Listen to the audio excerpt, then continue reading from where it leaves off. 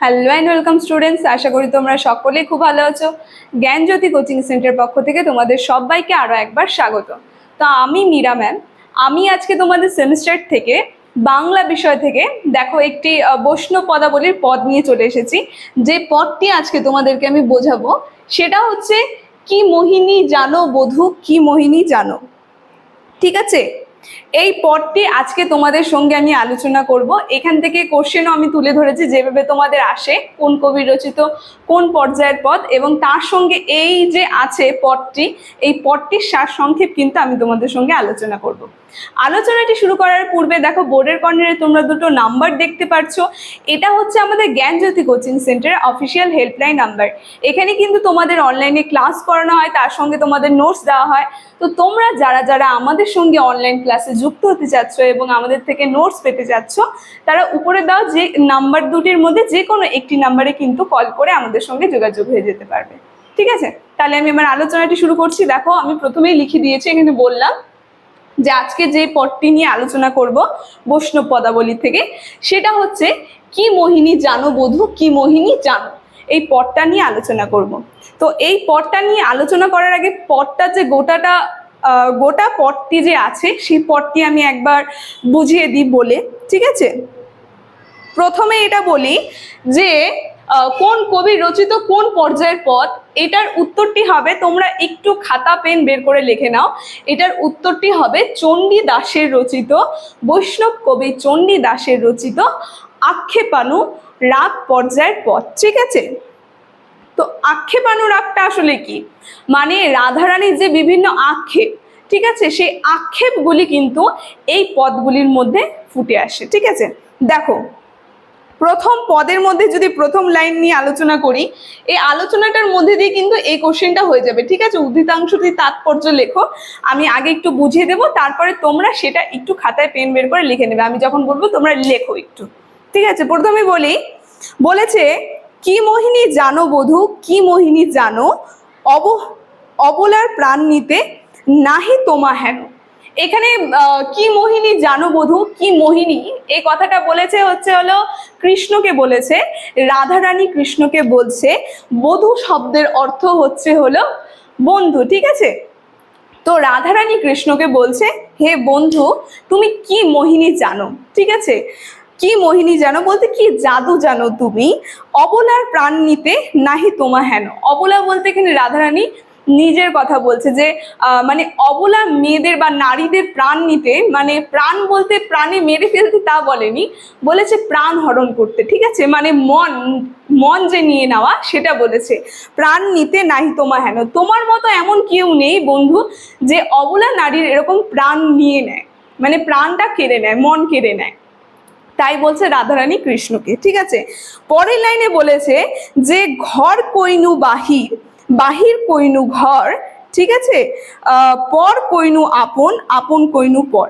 এই পদটার মধ্যে দিয়ে বলেছে যে রাধারানী কি করেছে, রাধারানী হলো সেই কৃষ্ণের লাগি মানে কৃষ্ণের প্রেমে বলেছে সে ঘরকে কি করেছে, ঘরে বাইরের জিনিস ঘরে নিয়ে এসেছে, এবং ঘরে সেই বাইরের জিনিসটাকে কি করেছে, ঘর তৈরি করে তুলে ধরেছে। মানে কৃষ্ণের যে প্রেম সেটা তো একটা বাইরের সংসার, ঠিক আছে, সেটাই তিনি ঘরে তুলে নিয়ে এসেছে, আর সেই বাইরের বিষয়টাকে কিন্তু তিনি ঘরে পরিণত করেছে।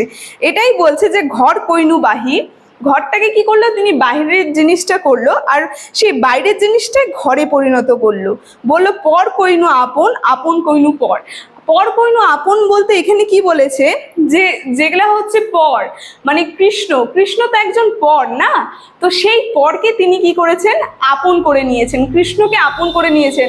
আর আসলে তার যে আপন মানে আত্মীয় স্বজন বন্ধু বান্ধব যারা আছে তাদেরকেই সে আপনকেই কিন্তু তিনি এখন পর বানিয়ে দিয়েছেন।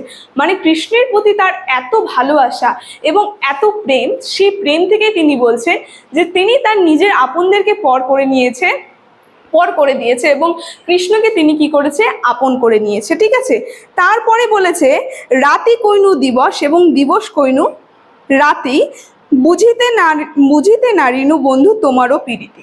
বলছে রাতকে কি করছে, রাতকে দিন করে দিচ্ছে এবং দিনকে কি করছে, রাত করে দিচ্ছে। ঠিক আছে, মানে রাত্রে আর দিনের মধ্যে কিন্তু পার্থক্যটা সে বুঝতে পারছে না। তারপরে বলছে বুঝিতে নারিনু বন্ধু তোমারও পীড়িতি, মানে যে হচ্ছে হলো তোমার যে ভালোবাসা কেমন সেটা আমি তাও বুঝতে পারলাম না। আমি তোমার জন্য এত কিছু করলাম, দিন রাত আমার কাছে এখন একই হয়ে গেছে। আমি পরকে আপন করেছি, আপনকে পর করে নিয়েছি, কিন্তু তোমাকে এতটা আমি আপন করে নিয়েছি পর হয়েও, কিন্তু তোমার যে ভালোবাসা সেটা তাও আমি বুঝতে পারছি না। এইটা বোঝালো। তার পরের লাইনটায় চলে যাই, বলেছে দেখো তারপরে বলেছে যে কোন বিধি শিরজিল সতেরো শ্যাওলি, কোন বিধি শিরজিল সতেরো শ্যাওলি, এমনও ব্যথিত নাই ডাকি বন্ধু বলি। বললো যে যেরকম স্রোতের যে শ্যাওলাগুলো সেগুলো কি হয়, ভেসেই থাকে, কিন্তু এক জায়গা থেকে অন্য জায়গায় যায় না। তাই বলছে সেই স্রোতের শ্যাওলির মতো তার জীবনটা হয়ে গেছে। আর এমন কোনো বন্ধু নেই যে যাকে ডেকে তিনি তার মনের এই দুঃখের কথাগুলো বলবে। ঠিক আছে, তাই বলছে এখানে রাধারানী বলেছে যে মরিব তোমার আগে, বলেছে যে বন্ধু যদি তুমি মোরে নিদারুণ হও, মরিব তোমার আগে দাঁড়াইয়া রাও। নিদারুণ শব্দের অর্থ হচ্ছে কঠোর। বলেছে বন্ধু তুমি যদি আমার মতো কঠোর হও, তোমার হৃদয়ে যদি প্রাণ না থাকে, তাহলে তুমি এখনই আমার সামনে আসো, সামনে এসে আমাকে বলো, তাহলে আমি তোমার সামনে আমার এই প্রাণ কিন্তু ত্যাগ করে দেব। এই কথাটা বলেছে। তারপরে বলেছে বাসুলি আদেশে দ্বিজ চণ্ডীদাস কয়, পরেরও লাগিয়া কি আপন পর হয়।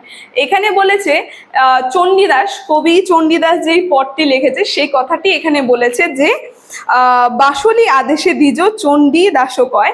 চণ্ডীদাস বলছেন যে পরের লাগিয়া কি আপন পর হয়, মানে পরের জন্য যে আপনদেরকে পর করে দিচ্ছে, সে আপনরা কি কখনো পর হয়? সে আপনরা কিন্তু আপনই থেকে যায়। তো চণ্ডীদাস এই পদটির মাধ্যমে এই সমস্ত যে রাধার যে আক্ষেপ, কৃষ্ণকে ভালোবেসে সে এতদিন জানতে পারেনি, কৃষ্ণের জন্য সে রাধারানী কি করেছে, দিন আর রাতের তফাৎ বুঝতে পারছে না, নিজের পরকে আপন করে দিয়েছে এবং পরকে পর করে দিয়েছে। এত কিছু করেও আজ তার কোনো বন্ধু নেই, কিন্তু তাও সে কৃষ্ণের প্রেম বুঝতে পারছে না এবং কৃষ্ণকে বলছে যে তুমি আমার সামনে আসো, তুমি যদি এতটাই কঠোর হও এসে আমাকে বলো, তাহলে আমি কি করব, তোমার সামনে আমার প্রাণ ত্যাগ করে দেব। ঠিক আছে, তো কবি চণ্ডীদাস এই পদটির মাধ্যমে যে রাধারানীর যে আক্ষেপ, কৃষ্ণকে ভালোবেসে এতটা ভালোবেসে, তো সেটাই কিন্তু বোঝাতে চেয়েছে। ঠিক আছে, তো আজকের আলোচনার বিষয়টি আমি এতটুকুনি রাখলাম। আশা করি তোমরা বুঝতে পেরেছো। আমার আলোচনাটি যদি তোমাদের ভালো লেগে থাকে তাহলে অবশ্যই ভিডিওটি like, comment, share and subscribe করবে আর বন্ধুদের কাছে শেয়ার করে দেবে। থ্যাংক ইউ।